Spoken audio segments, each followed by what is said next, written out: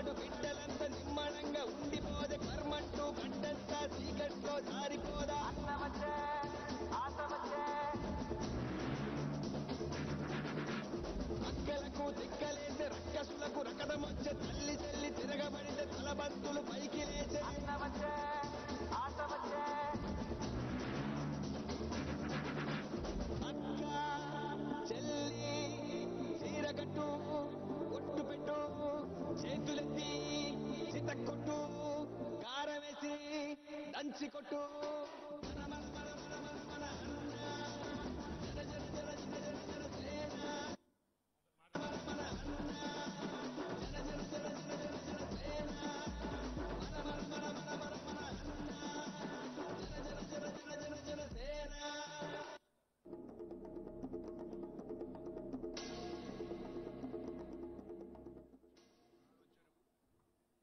గత కొన్ని సంవత్సరాలుగా ఉన్న సమస్యని గత వైసీపీ ప్రభుత్వం చెప్పినప్పుడు పట్టించుకున్న సందర్భాలు లేవు. ఈ రోజున ఉప ముఖ్యమంత్రి అయిన తర్వాత చెప్పగానే 10 రోజుల్లో వస్తానని వచ్చే ఆశ వచ్చే సేన వచ్చే సత్తు విచ్చే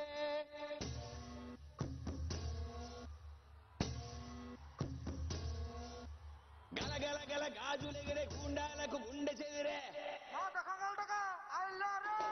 మన మన మన మన మన మన అన్న జన జన జన జన జన జన సేన మన మన మన మన మన మన అన్న జన జన జన జన జన జన సేన మన మన మన మన మన మన అన్న జన జన జన జన జన జన సేన మన మన మన మన మన మన అన్న జన జన జన జన జన జన సేన అక్క చెల్లి చీరకట్టు ఒట్టు పెట్టు చేతులెత్తి చితక్కొట్టు కారం వేసి దంచి కొట్టు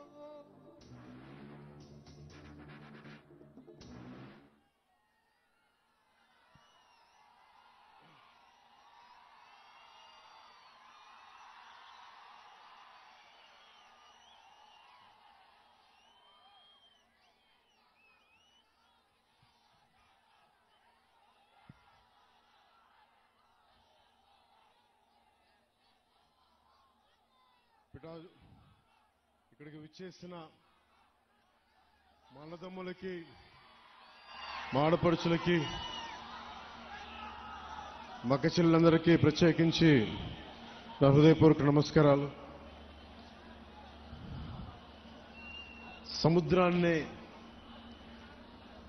జీవనోపాధిగా చేసుకొని ప్రతిరోజు ధైర్యంతో సాహసంతో వేటకి వెళ్ళి జీవితాలను గడుపుతున్న మా మత్స్యకార సోదరి సోదరీమణులందరికీ నా హృదయపూర్వక నమస్కారాలు. మన ఉప్పాడ పిఠాపురం నియోజకవర్గంలో ప్రత్యేకించి ఉప్పాడ కొత్తపల్లి ప్రాంతం ఇప్పుడు మీకు ప్రపంచం మన దేశమంతా తెలుసు, ముఖ్యంగా మన రాష్ట్రం అత్యధికంగా మత్స్యకార వృత్తి మీద ఉండే కుటుంబాలు ఎక్కువ. సో నా దృష్టికి గత కొన్ని రోజుల క్రితం, దాదాపు 10 రోజుల క్రితం మత్స్యకార సోదరులందరూ ఇక్కడ 4 రోజులు ధర్నాలు చేశారు. అలాగే పరిశ్రమల కాలుష్యం వల్ల మాకు వేట మత్స్యజాతి అంతరించిపోతా ఉంది అని మీరందరూ చేసింది నాకు చాలా బాధ కలిగించింది.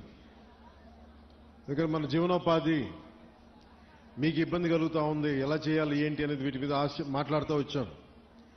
సో పొద్దున్నే అన్ని పార్టీలకు సంబంధించిన నాయకులతోటి, మత్స్యకార సంఘాల నాయకులతోటి కాకినాడ కలెక్టరేట్లో షణ్మోహన్ గారి అధ్యక్షతన మన పిఠాపురం నాయకులందరూ, మన కాకినాడ ముఖ్య నాయకులందరూ కూడా కూర్చొని మన పిఠాపురం ముఖ్యంగా మత్స్యకార సంఘాల నుంచి ఏ సమస్యలు ఉన్నాయి, ఇక్కడ ఏమున్నాయి, ఏం జరుగుతున్నాయని మొత్తం చాలా కూలంకషంగా చర్చించడం జరిగింది, చాలా డీటెయిల్గా. సో ఒకసారి ఏం చేశాం, దాని తాలూకు సారాంశం ఏంటి, మీరు లేవనెత్తిన అంశాలకి మీరు నన్ను అఖండ మెజారిటీతో గెలిపించిన మీ పిఠాపురం ఎమ్మెల్యేగా ఏం చేయాలి ఇవన్నీ ఒకసారి మీకు ముందు పెడతాను. గతంలో నేను చెప్పినట్టుగానే చాలా సందర్భాల్లో ఇక్కడంతా మాట్లాడాం, మీ ఓట్ల గురించి అడిగాం, మీరు మద్దతు ఇచ్చారు, కూటమి ప్రభుత్వం గెలిచింది. సో వీటన్నిటికీ ముందుగా నేను కృతజ్ఞతలు చెప్పుకుంటా ఉన్నాను. దాదాపు 7,193 మత్స్యకార కుటుంబాలు దీనిని చేపల్ని పట్టడం అనేది ఆధారం చేసుకుని ఉన్నారు. సముద్ర స్వభావాన్ని అంచనా వేసి వేట చేయడం మన మత్స్యకార సోదరుల తాలూకు అపూర్వమైన నైపుణ్యం. అలాంటి మీకు అండగా ఉండటం మా అందరి బాధ్యత. కూటమి ప్రభుత్వం మత్స్యకారుల భరోసా కింద వేట నిషేధ సమయంలో 20,000 భృతిని అందించింది. మీ ప్రతి కష్టంలో నేను ఉన్నాను అని చెప్పడానికే ఈరోజు ఇక్కడ రావడం జరిగింది. యాక్చువల్గా 10వ తారీఖు వస్తానని చెప్పాం. ఒక రోజు ముందుగానే, మధ్యలో ఆరోగ్యం బాగాలేక రాలేకపోయాను, కానీ ఒక రోజు ముందే మీకు ఇచ్చిన డేట్ కంటే కూడా ముందే వచ్చాం. అలాగే మీరు సముద్ర గర్భం నుంచి తీసుకొచ్చే మత్స్య సంపద వేలాది కుటుంబాలకి ఆహార భద్రత, జీవనాధారం అందిస్తుంది. ఈరోజు కాకినాడ జిల్లా కలెక్టరేట్ సమావేశంలో నిర్వహించిన సమావేశంలో మన సమస్యలన్నీ నాకు దృష్టికి తీసుకొచ్చారు. ముఖ్యంగా ఇక్కడ నక్కపల్లి ఎస్సీజెడ్లో కానీ, అటు మనకి తుని మండలంలో, మనకి తుని నియోజకవర్గంలో అక్కడ దివీస్ ఫ్యాక్టరీ కానీ, ఇక్కడ అరవిందో కానీ, మిగతా చిన్న చిన్న పరిశ్రమల నుంచి కాలుష్యాలు వచ్చేస్తున్నాయి, మత్స్య సంపద అంతరించిపోతా ఉంది, మాకు వేట దొరకట్లేదు అంటే ఇదొకటి ముఖ్యమైన సమస్య నాకు ప్రస్తావించారు. 2, ఎక్స్గ్రేషియా సముద్రం వేటకెళ్ళినప్పుడు ప్రాణాలు కోల్పోయిన కాకినాడ జిల్లాకి చెందిన 18 మంది మత్స్యకార సోదర కుటుంబాలకి మా ఎక్స్గ్రేషియా అందలేదని చెప్పారు. వెంటనే ఈ రోజునే నేను స్వయంగా 5 మందికి ఇప్పించాను. మిగతా 13 మందికి, దాదాపు 18 మందికి 5 లక్షల రూపాయల చొప్పున 90 లక్షలు వారికి వెంటనే మంజూరు చేయడం జరిగింది. సో ముందుగా ఈ సమస్యని ఒక మంచి శుభంతో మొదలు పెడదామని. ఒకటి, పొల్యూషన్, మన చేపలు మత్స్య సంపద కొంచెం దెబ్బతింటా ఉందని అదొక దృష్టికి పట్టుకొచ్చారు. 2, మన అమీనాబాద్ హార్బర్లో ఈ డిజైన్ లోపం కారణంగా మనకి రాళ్లను తాకి మనకి పడవలు దెబ్బతింటా ఉన్నాయి, వాటికి వలలకి చిక్కుకుపోయి ఇబ్బంది అయిపోతా ఉంది. అదొక 2వ సమస్య చెప్పారు. అలాగే 3వది, ఉప్పాడ సీ ప్రొటెక్షన్ వాల్ గురించి మాకు ఇంత జరుగుతూ ఉంది, దీనికి మీరు ఏం చేయబోతున్నారనేది. ఇంకొకటి, ఇక్కడ మనకి మత్స్య సంపద దొరకనప్పుడు మేము అంతర్వేదికి కానీ, మచిలీపట్నం కానీ, మిగతాటి నిజాంపట్నం వైపు వెళ్తా ఉంటే మాకున్న సమస్యలు, అక్కడ స్థానికంగా ఉండే మత్స్యకారుల సంఘాలతో మా గొడవలు వస్తున్నాయి, దీని మీద ఏం చేస్తారనేది ముఖ్యంగా ఈ 3 సమస్యల మీద ప్రస్తావించడం జరిగింది. దీంతో పాటు దానికి అనుబంధ సమస్యలు. సో నేను మీ దృష్టికి తీసుకొస్తుంది, ముందుగా కింద నుంచి రావాలా,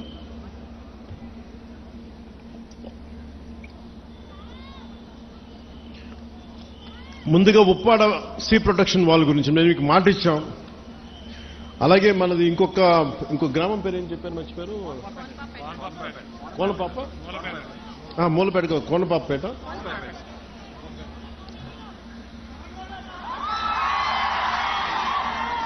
సో ఉప్పాడ రక్షణ గోడ, Uppada sea protection wall. Last time మనం ఇక్కడికే వచ్చాం. అలాగే మనకి సెంట్రల్ నుంచి కోస్టల్ రెగ్యులేటరీ జోన్ అథారిటీ వాళ్ళని పిలిపించాం. సో పిలిపించినప్పుడు మనం పంపించిన ప్రతిపాదన 323 కోట్లతోటి రక్షణ గోడ నిర్మాణానికి కేంద్ర ప్రభుత్వం సానుకూలంగా ఉంది. అలాగే దీనికి సంబంధించి ఈ నెల 14వ తారీఖున కేంద్ర గృహశాఖ కార్యదర్శి ఆధ్వర్యంలో ఢిల్లీలో ఈ మీటింగ్ జరగబోతా ఉంది. నేను వారికి ఒకటే తెలియజేశాను, దాదాపు ప్రపంచం, మన దేశంలోనే చాలా అరుదుగా ఉండే చోట్ల, ముఖ్యంగా ఉప్పాడ తీర ప్రాంతం సంవత్సరానికి 20 నుంచి 25 మీటర్ల కోతకు గురవుతా ఉంది, ఉన్న ఇళ్లు పోతా ఉన్నాయి. అందుకని సీ ప్రొటెక్షన్ వాళ్ళు చాలా అవసరం అని చెప్పి ప్రత్యేకించి చెప్పడం వల్ల ఇది మనం మన సెంట్రల్ హోమ్ మినిస్ట్రీకి చెప్పడం జరిగింది. ఇది 14 మీటింగ్ జరుగుతారు. ఇది నేను మీకు మాట ఇచ్చాను మొన్న ఎలక్షన్ టైంలో కూడా, ఇప్పటికీ నేను మీకు మాట ఇస్తున్నాను. ఆల్రెడీ 14వ తారీఖు అయితే 323 కోట్ల రూపాయలు కాబట్టి ఇలా చేతిలో మంత్రదండం ఉన్నట్టుగా వెంటనే ఇలా నేను చెప్తే అయ్యేది కాదు. ఇది చాలా లేయర్డ్గా జరుగుద్ది. సో మొదట 2 మీటింగ్లు అయినాయి, ఇప్పుడు 3వ మీటింగ్ జరుగుతూ ఉంది. ఖచ్చితంగా నా నమ్మకం 323 కోట్ల రూపాయలు కేంద్ర ప్రభుత్వం మనకు సీ ప్రొటెక్షన్ వాళ్ళకి ఇవ్వబడుతుంది. ఇది నేను మీకు మాట ఇస్తున్నాను. నేను కింద పడతానో మీద పడతానో ఇబ్బందులు పడతానో, నేను మన కోసం, మన మత్స్యకారు కుటుంబాల కోసం, మన ఉప్పాడ తీర ప్రాంతం కోసం, మన పిఠాపురం కోసం నేను మీకు మాట ఇస్తున్నాను. ఉప్పాడ సీ ప్రొటెక్షన్ వాల్ ఖచ్చితంగా నిర్మించడం జరుగుద్ది. దానికి నిధులు కూడా ఎలాగ మనకి కేంద్ర ప్రభుత్వం నుంచి వచ్చేలాగా ఆల్రెడీ మనకి కేంద్ర ప్రభుత్వం సానుకూలత తెలియజేశారు. కానీ అది 320 కోట్లు ఇవ్వాలా లేదా 250 వాటి మీద ఊగిసలాడుతూ ఉంది మనకి మాటలు. సో నేనేం కోరుకున్నానంటే 323 కోట్ల రూపాయలు మీరు దయచేసి ఇవ్వండి అని చెప్పి మన సాధక బాధలన్నీ వారికి తెలియజేశాను. అదొకటి. ఇవి కాకుండా రాష్ట్ర విపత్తు నిర్వహణ సంస్థ మరియు మహాత్మా గాంధీ జాతీయ ఉపాధి హామీ పథకం ద్వారా ఉప్పాడ నుండి కొనపాపపేట వరకు వచ్చే ఈ మన 5,65,00,000 రూపాయలతోటి తీర రక్షణ పనులు చేపడుతున్నాం. దాంట్లో భాగంగా పనులు కొంత ప్రారంభమైనవి. సో ఇది మీ దృష్టి కూడా తీసుకొస్తా ఉన్నాం. అలాగే మనకి మత్స్య సంపద వేరే చోట్లకి వెళ్తున్నాం, వీటన్నిటి గురించి మాట్లాడితే. అలాగే మన కొల్లు రవీంద్ర గారితో మాట్లాడాం. ఆయన ఆధ్వర్యంలో నిన్న ఫిషరీస్ వాళ్ళు మీటింగ్ చేశారు మంత్రివర్యులతోటి. అలాగే రాజోల్ ఎమ్మెల్యే శ్రీ వరప్రసాద్ గారిని కూడా ప్రత్యేకంగా అంతర్వేది మత్స్యకార సమావేశాలతో ఏర్పాటు చేశారు. సోదర భావంతో అక్కడ ఫిష్ ల్యాండింగ్ కి అక్కడ మత్స్యకారులందరూ మనకు అంగీకరించారు. ఆ మాట కూడా మనం ముఖ్యంగా ఉప్పాడ మత్స్యకారులకి ఖచ్చితంగా మేము అందిస్తాం. కానీ వాళ్ళ రిక్వెస్ట్ ఏమడుగుతున్నారంటే ఆ రింగ్ వలలు వేయొద్దు, మాకు పిల్లలు దొరికేస్తారని అంటా ఉన్నారు. దాని మీద కొంత తర్జన భర్జన ఉంది, అది కూడా మీకు తెలియజేస్తాం. అది కూడా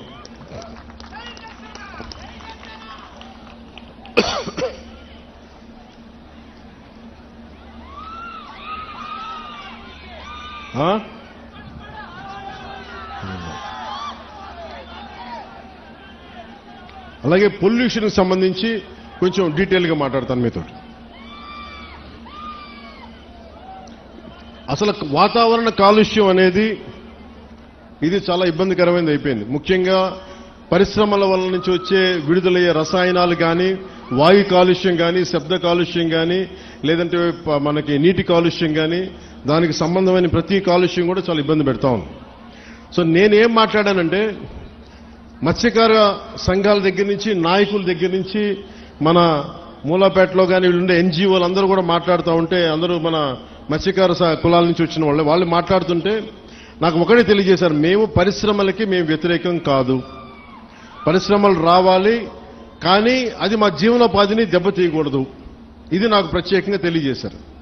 సో దాన్ని దృష్టిలో పెట్టుకునే ఇక్కడున్న మన పిఠాపురం, ఈ ఉప్పాడ కొత్తపల్లి ప్రాంతం ప్రజలతో పాటు రాష్ట్ర ప్రజలకు కూడా నేను ఒకటే తెలియజేస్తా ఉన్నాను. ముఖ్యంగా నేను ఎన్విరాన్మెంట్ మినిస్ట్రీగా నేను బాధ్యత తీసుకున్న, pollution control board, PCB, environment బాధ్యత తీసుకున్న తర్వాత, ఫారెస్ట్ బోర్డు బాధ్యత తీసుకున్న తర్వాత ఎక్కడా కూడా పెట్టుబడులు రావాలి, పరిశ్రమల్ని భయపెట్టకూడదు గత ప్రభుత్వం లాగా అని చెప్పి చాలా జాగ్రత్తగా సంయమనంతో తెలియజేస్తా ఉన్నాం. సరే, వాళ్ళ తప్పులు ఏదైనా ఉంటే సరిదిద్దుకునేలాగే ఒక ప్రయత్నం చేస్తా ఉన్నాం. సో నేనేమడిగానంటే ముందు మీకు కొంత అవగాహన రావాలి కాబట్టి, పరిశ్రమలు కనుక లేకపోతే మనం ముందుకు తీసుకెళ్లేం అభివృద్ధిని.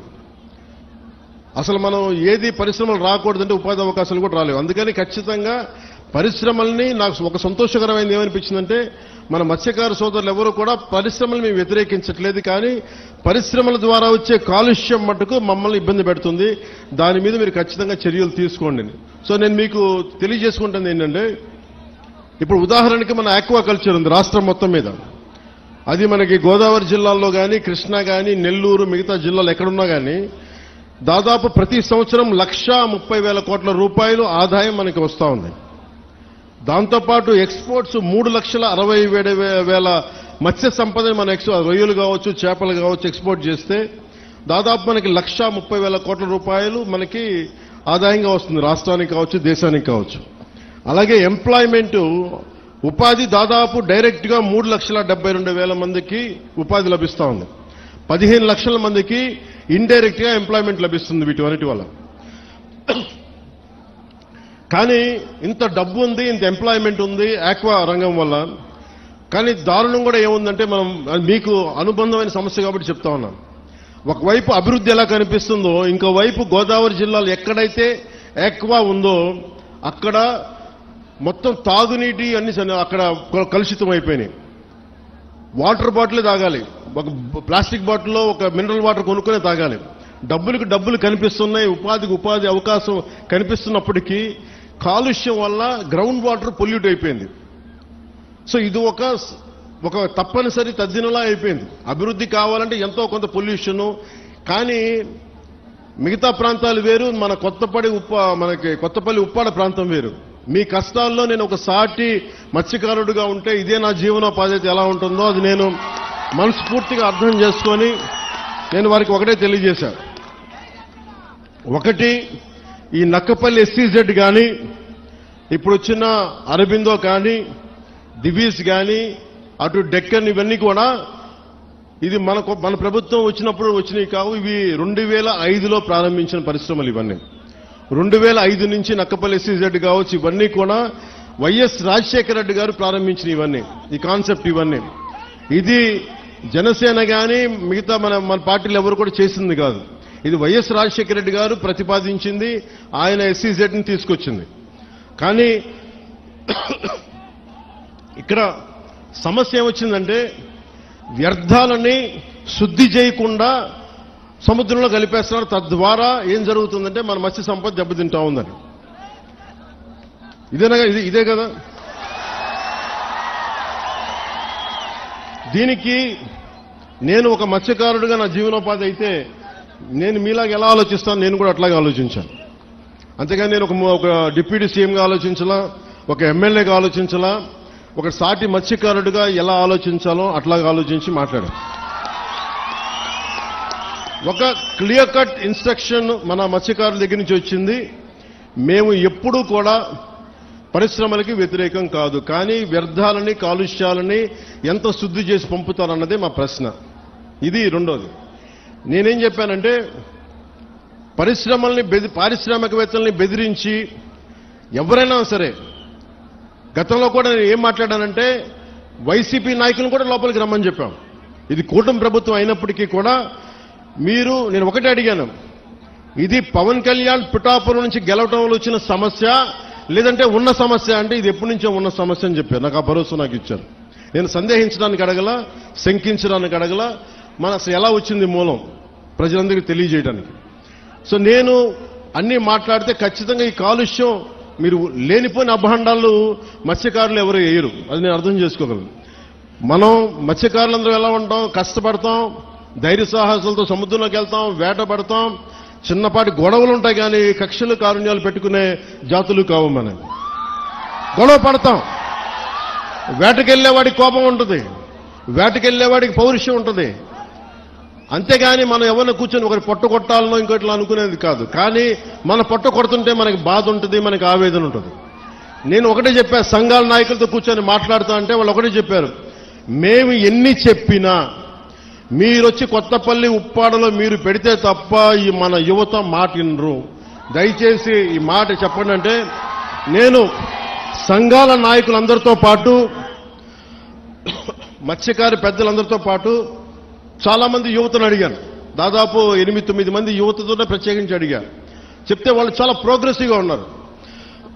వాళ్ళు అడిగింది ఏంటంటే, ఒకటి, ఈ వ్యర్థాలని ఎలా శుద్ధి చేస్తారు, శుద్ధి చేస్తే మేము పొల్యూషన్ కంట్రోల్ బోర్డుని మేము ఎలా నమ్మాలి, వాళ్ళేమో చేయట్లేదు అన్నారంటే, దానికి నేనేం చెప్పానంటే, కలెక్టర్ గారు షణ్మోహన్ గారితో మాట్లాడి నాకు సమయం ఎంత ఇస్తారు ఇవన్నీ చేయడానికి అంటే, నేను 3 దఫాలుగా పెట్టుకున్నా.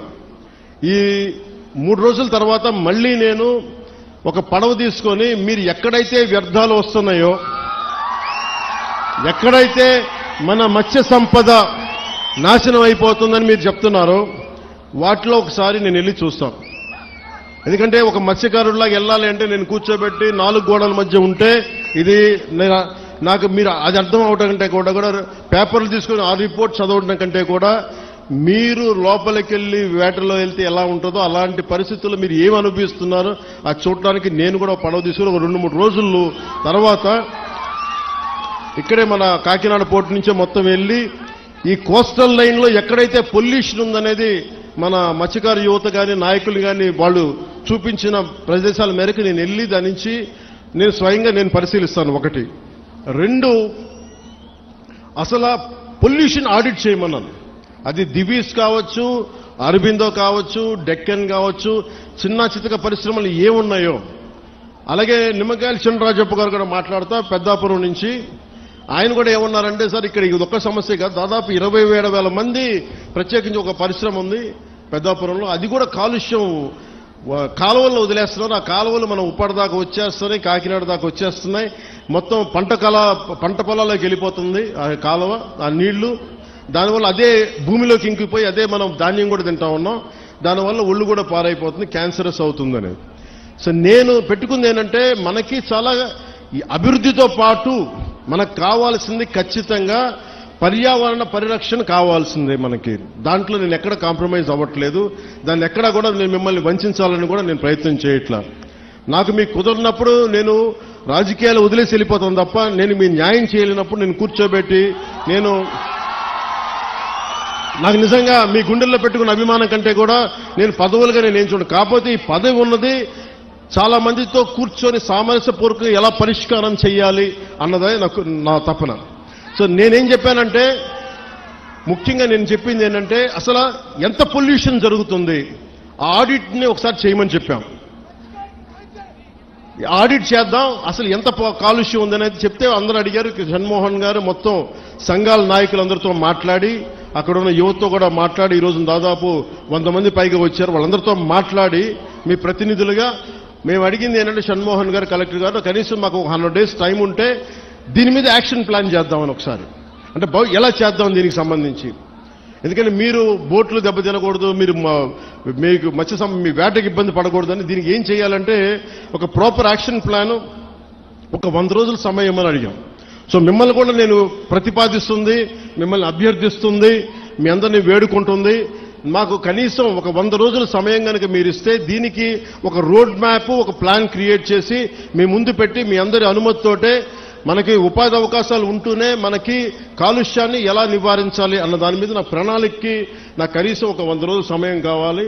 ఆ 100 రోజుల సమయాన్ని మిమ్మల్ని ఇమ్మని నేను ఆర్థించడానికే నేను ఈరోజు మీ ముందుకు వచ్చాను. నాకు ఒక 3 నెలల నుంచి 100 రోజుల సమయం కావాలి. సో మీరు ఆ 100 రోజుల్లోపు నేను ఒక రోడ్ మ్యాప్, ఒక పరిష్కార మార్గం, అవసరమైతే దీన్ని కేబినెట్లో మాట్లాడతాం, లేదంటే అసెంబ్లీలో కూడా మాట్లాడి మీకు న్యాయం జరిగేలాగా నేను ముందుకు తీసుకెళ్తాను. మీ అందరికీ నేను మనస్ఫూర్తిగా నేను మీకు తెలియజేసుకున్నాను. సో నాకు 3 నెలల సమయం మిమ్మల్ని, ఇది ప్రజాస్వామ్యం, నేను 4 గోడల మధ్య కూర్చొని నేను అడగట్లా. నాకు ఒక 100 రోజుల సమయం కావాలి. ఏం చేద్దాం చెప్పండి, అవునా కాదా? 100 రోజులు సమయం ఇస్తున్నారా? నాకు ఇస్తున్నారా? 100 రోజులు సమయం ఇస్తున్నారా లేదా నాకు చెప్పాలి. అలా కుదరదు నాకు. ఎందుకు చెప్తా, మీరు 100 రోజుల సమయం ఇవ్వకపోతే, మీరు 100 రోజుల సమయం ప్రాక్టికల్గా మీరు ఆలోచించండి. 100 రోజుల సమయం ఇవ్వకపోతే, ఎందుకంటే రాత్రికి రాత్రి పొల్యూషన్ ఏం జరుగుతుందో మనం ఆడిట్ చేయడానికి కూడా చాలా టైం పడుతుంది. ఆడిట్ చేసిన తర్వాత వ్యర్థాలు ఉన్నాయి అంటే వీళ్ళకి ఎందువల్ల వ్యర్థాలను విడుదల చేస్తున్నారు. ఎందుకంటే మీరు 4 రోజులు ధర్నా చేస్తే 5వ రోజు పరిష్కారం నిజంగా రాదు. ఎందుకంటే దీని వెనక చాలా ఉన్నాయి. పరిశ్రమలు మనం ఇచ్చింది కాదు, వైసీపీ నాయకులు ఇచ్చింది. వైసీపీ నాయకులు ఇచ్చిన పరిశ్రమలు మన కూటమి ప్రభుత్వం వచ్చిన తర్వాత వచ్చిన పరిశ్రమలు కాదు. సో అందుకని అలా అని చెప్పి వాళ్ళలాగా భయపెట్టి పారిశ్రామికవేత్తలను భయపెట్టి పారిపోతే అది దేశపరంగా ఇంకోలాంటి సంకేతాలు వెళ్తాయి, అదో ఇంకో సమస్య ప్రారంభమవుద్ది. సో మేము ఆలోచిస్తుంది వయా మీడియాగా మధ్యలో పొల్యూషన్ రాకుండా, మన మత్స్య సంపద చనిపోకుండా ఎలాంటి పరిష్కారం వెతకాలి. అలాగే ఓఎన్జీసీ వాళ్ళు మనకి కొంత కాంపెన్సేషన్ పే చేస్తా ఉన్నారు, ప్రతి నెలకైనా అడుగుతా ఉన్నారు. అది మేము పెట్టే ప్రతిపాదన కలెక్టర్ గారితో సంబంధిత మంత్రివర్గంతో మేము అడుగుతుంది.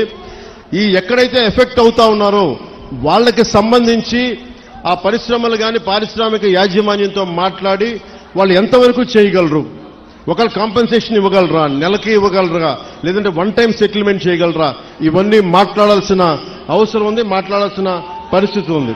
అది మీకు అంటే ఇవన్నీ చేయడానికి నాకు కనీసం ఒక 3 నెలలు సమయం కావాలి. 3 నెలల సమయం తర్వాత ఖచ్చితంగా ఒక పరిష్కార మార్గానికి తీసుకొచ్చి, ఇది ఎందుకంటే పిఠాపురం మోడల్, ఈ పొల్యూషన్ మోడల్ రాష్ట్రం అంతా అప్పీల్ అవుతుంది, అప్లై చేయాల్సిన పరిస్థితులు వస్తూ ఉన్నాయి.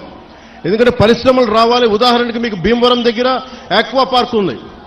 ఆక్వా పార్క్ పెడితే ఏం జరిగింది, అక్కడ కూర్చోబెట్టి రాత్రి గొడవలైనవి. కానీ ఆక్వా పార్క్ పోలీసులు ఛార్జ్ చేశారు, కేసులు పెట్టారు, కానీ పరిష్కారం దొరకలా. మనకు అలాంటి పరిస్థితులు రాకూడదు. నేను ఒకటే చెప్పాను, జనసేన నాయకులకు కావచ్చు, ఇంకే నాయకులకైనా కావచ్చు, ఎవరైనా సరే ఈ కాలుష్యాన్ని అర్థం చేసుకొని దీని మీద ఒక మీకు కథ చెప్పేవాళ్ళు కావాలంటే ఈ రోజుకి మీకు కూర్చోబెట్టి ఆకాశాన్ని చెప్పేస్తా, 3 రోజులు అయిపోతుంది సమస్య, నేను మాట చెప్పేయగలను. నేను మిమ్మల్ని కూర్చోబెట్టి మీ చేత చప్పట్లు కొట్టించుకుని వెళ్ళిపోగలను, కానీ ఏం చేయను. అలా కాకుండా నేను 3 నెలలు ఎందుకు సమయం, 100 రోజులు సమయం ఎందుకు అడుగుతున్నానంటే, చాలా త్రికరణ శుద్ధిగా ఒక మీ సాటి మత్స్యకారుడు ఎంత కష్టపడుతుందో అర్థం చేసుకొని దాన్ని ఉద్దేశంలో పెట్టుకొని మాట్లాడుతున్నాను. అందుకని నాకు మీకు ఒకటి చెప్తున్నాను, నిజం కురచ బొంకు పొడవ అంటారు. అంటే అబద్ధం చెప్పడానికి ఇంత చెప్తాం, అసలు మీకు మేమేం చేయగలం అని చెప్పట్లా. నిజం మీకు చేస్తానని చెప్తున్నా. మీకేం చెప్పాను, మీకు నిలబడతానంటే నిలబడతా. మీకు రోడ్డు ఇక్కడ ఉప్పాడ ప్రొటెక్షన్ వాళ్ళు చేస్తారంటే చేస్తాం. దాన్ని కూర్చోబెట్టి మీరు రేపు నుంచి ప్రతి గంటకి ఏమైంది డేటా అంటే అలా కుదరదు. మీకు నా టర్మ్లో, నా టెన్యూర్లో మీకు చేసి పెడతాను. ఉప్పాడ ప్రొటెక్షన్ వాల్ వచ్చి తీరుతుంది. అలాగే అది నేను మన అమిత్ షా గారితో, మోడీ గారితో మాట్లాడుకుని తెప్పించగలను. ఇది చాలా మంది సంబంధించిన వ్యక్తులు, పారిశ్రామికవేత్తలు. దీనికి ఎందుకు 100 రోజులు అడుగుతున్నాను చెప్తా మీకు. అన్ని నా చేతుల్లో లేవు. ఇండస్ట్రీస్ మినిస్టర్తో మాట్లాడాలి, ఫిషరీస్ మినిస్టర్తో మాట్లాడాలి, అలాగే కూర్చోబెట్టి మనకి ఏవైతే ఈ షిప్పింగ్ ఇండస్ట్రీ వాళ్ళతో మాట్లాడాలి. అలాగే మనం కూర్చోబెట్టి వాళ్ళు అడుగుతుంది ఇంకోటి ఏంటంటే, మాకు ఎంత డ్యామేజ్ జరుగుతుంది, వాస్తవాలు, దీని పొల్యూషన్ కంట్రోల్ బోర్డుతో కూర్చోవాలి. ఇవన్నీ కూర్చొని చేసే వరకు అందుకు నాకు ఒక చాలా కలెక్టర్ గారు కూడా షణ్మోహన్ గారు కూడా తెలుసు, పాపం ఎంత కష్టపడి చేస్తా ఉన్నారు మనందరి కోసం, పిఠాపురం అభివృద్ధి కోసం. మన పాడా యాక్ట్ మన చేశాం, మనకి డెవలప్మెంట్ బోర్డు పెట్టాం పిఠాపురంకి. ఇన్ని సంవత్సరాలు ఎప్పుడు జరగల. అందుకని మీరు నా మీద నమ్మకం ఉంచి మీరు రోడ్ల మీదకి వచ్చి మీరు గొడవలు చేస్తే నేను వస్తా, మీరు తిడితే నేను పడతా. మీరు మీ ఇంట్లో కుటుంబ సభ్యుని కాదు ఇంకెవరిని తిడతారు, బయట ఉన్న తిట్టరు కదా. నేను ఎమ్మెల్యే అంటే కూర్చోబెట్టి నేనేదో కిరీటాలు పెట్టుకునే నేనేం లేను. మీరు మాట పడితే భుజాల మీదకి ఎత్తుకున్నప్పుడు నా భుజం మీద దెబ్బ కొడితే నేను భరిస్తాను, ఎందుకంటే మీరు నా కుటుంబం. మీ చేత తిట్లు తింటాం ఇవన్నీ నాకు అవసరమా లేదా నేను ఆలోచించట్లా. నాకు మన మత్స్యకారులంటే ప్రేమ కనుక నేను మాట్లాడుతున్నాను, మన సోదరులంటే ప్రేమ నాకు. కానీ మన జీవనోపాధి దెబ్బ తినకూడదు. జీవనోపాధి ఈ సమతుల్యత కోసం కూటమి ప్రభుత్వం ఒక ఉన్నత స్థాయి కమిటీని కూడా ఏర్పాటు చేసింది. అందుకే నాకు ఆ సమయం ఇవ్వాలని మీకు మనస్ఫూర్తిగా కోరుకుంటూ,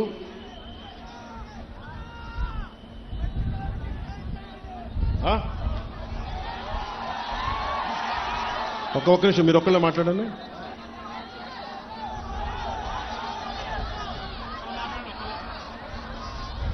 మీరు చెప్పండి, మీరే.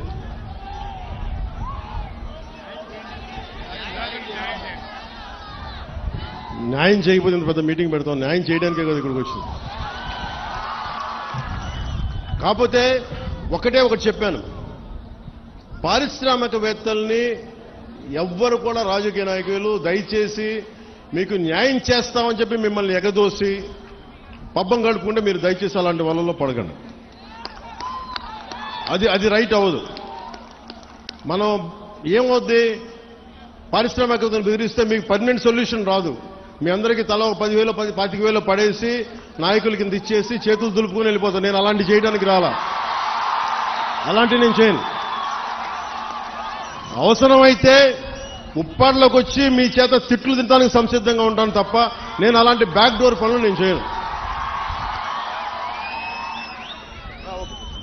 సో అందుకని మీ అందరికీ మీరు నా మీద నమ్మకంతో ఉండండి. నేను మళ్ళీ 2 రోజుల తర్వాత 3 రోజుల తర్వాత కరెక్ట్గా నేను మళ్ళీ వచ్చి ఒకసారి పొల్యూషన్ నేను చూసి మీకు ప్రతి 10 రోజులకు ఒకసారి నేను మీరు ఒక కమిటీని ఏర్పాటు చేయండి. నేను అది అలాగే పరిశ్రమల్లో కూడా స్కిల్ డెవలప్మెంట్ గురించి ఒకటి మాట్లాడమని చెప్పాను. ఉపాధి అవకాశాలు ఇవన్నీ కూడా నేను మాట్లాడతాను. కాకపోతే ఇది ప్రిలిమినరీ మీటింగ్, మొదటి మీటింగ్ ఇది. నేను ఇక్కడికి వచ్చింది మీరు భయపడకండి, మీ సమస్యని సంపూర్ణంగా అర్థం చేసుకున్నాం. ఒక డిప్యూటీ సీఎంగా కాదు, ఎమ్మెల్యేగా కాదు, మీలో ఒకటిగా నేను ఉన్నాను అని చెప్పడానికి వచ్చాను ఇక్కడికి. అందుకని 3 రోజుల తర్వాత వచ్చి మీకు time to time deputy CM పేషీ నుంచి మీకు మీడియా దగ్గర నుంచి మన నాయకుల కూటమి నాయకుల దగ్గర నుంచి అందరి తరఫున మీకు తెలియజేస్తాం. ఏ మాత్రం మీకు కోపం ఉన్నా తాపం ఉన్నా మీరు దెబ్బలు తినడానికో మీ చేత తిట్లు తినడానికి నేను సంసిద్ధంగా ఉన్నాను. నేను ఎక్కడికి పారిపోను, ఇక్కడే ఉంటాను. ఇది మన నేల, ఇది మన ఊరిది, మనం ఎక్కడికి పారిపో, ఇక్కడే ఉంటాం. సో మనస్ఫూర్తిగా మీ అందరికీ ఈ భరోసాతోటి మీరు నాకు ఒక 3 నెలలు సమయం ఇవ్వండి. మళ్ళీ 10 రోజులు ఇంకొక 2-3 రోజుల తర్వాత మళ్ళీ వచ్చి మొత్తం తిరుగుతాను తెలియజేసుకుంటూ సెలవు తీసుకున్నాను. జై జనసేన, జై హింద్.